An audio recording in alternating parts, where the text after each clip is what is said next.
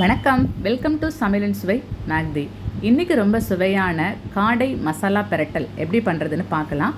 நான் ஒரு 1/2 கிலோ அளவுக்கு காடை எடுத்து நல்லா க்ளீன் பண்ணி வச்சுருக்கேன். மஞ்சத்தூள் போட்டு நல்லா க்ளீன் பண்ணிக்கோங்க, அப்போ தான் அதோட கவுச்சி ஸ்மெல் இல்லாமல் இருக்கும்.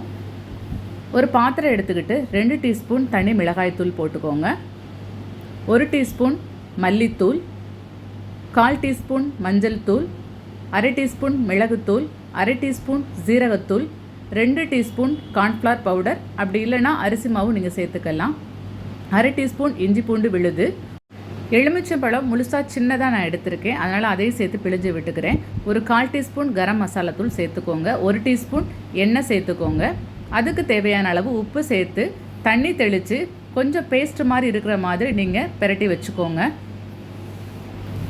ரொம்ப தண்ணியாகவும் இருக்கக்கூடாது, ரொம்ப கெட்டியாகவும் இருக்கக்கூடாது. பாருங்கள், இந்த பக்குவத்துக்கு பிரட்டி வச்சுக்கோங்க. இப்போ இதில் எடுத்து வச்சுருக்க காடையை நாம் உள்ளே போட்டு பிரட்டிக்கிடலாம். கஸ்தூரி மேத்தி இருந்தது அப்படின்னா அதை கொஞ்சம் நீங்கள் தூவி பிரட்டி வச்சுக்கோங்க. லைக் பண்ணாதவங்க லைக் பண்ணிவிடுங்க. இப்போ தான் புதுசாக என்னோடய வீடியோ பார்க்குறீங்கன்னா மறக்காமல் சப்ஸ்கிரைப் பண்ணிவிடுங்க. இப்போ இது எல்லாத்தையுமே நான் ஒரு சின்ன கண்டெய்னரில் போட்டு ஒரு 1/2 மணி நேரம் நான் ஃப்ரிட்ஜில் வச்சுக்கிறேன். இப்போ எண்ணெய் காஞ்சிருச்சு. எண்ணெய் காஞ்சதுக்கப்புறம் நாம் அதில் ஒவ்வொரு பீஸாக நம்ம உள்ளே வைக்கலாம். இது நீங்கள் 65 மாதிரி முழுசாக நீங்கள் நிறைய எண்ணெய் ஊற்றியும் பொரிக்கலாம்.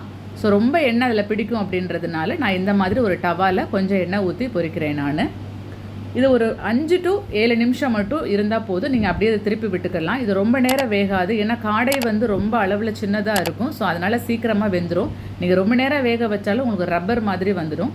நான் ஒரு 15 நிமிஷத்தில் எல்லா காடையும் பொரித்து எடுத்துட்டேன். காடையில் பார்த்தீங்கன்னா புரதச்சத்து ரொம்ப அதிகமாக இருக்கும், அதே சமயம் கொழுப்பு சத்து ரொம்ப கம்மியாக இருக்குது. ஸோ வெயிட் லாஸ் பண்ணணும் அப்படின்னு நினைக்கிறவங்க கண்டிப்பாக நீங்கள் இதை ட்ரை பண்ணி பாருங்கள். டேஸ்ட் எப்படி இருக்குது அப்படின்றத எனக்கு மறக்காமல் கமெண்ட் பண்ணுங்கள், லைக் பண்ணுங்கள். இப்போ தான் புதுசாக பார்க்குறீங்கன்னா மறக்காமல் சப்ஸ்கிரைப் மட்டும் பண்ணிவிடுங்க. தேங்க்யூ.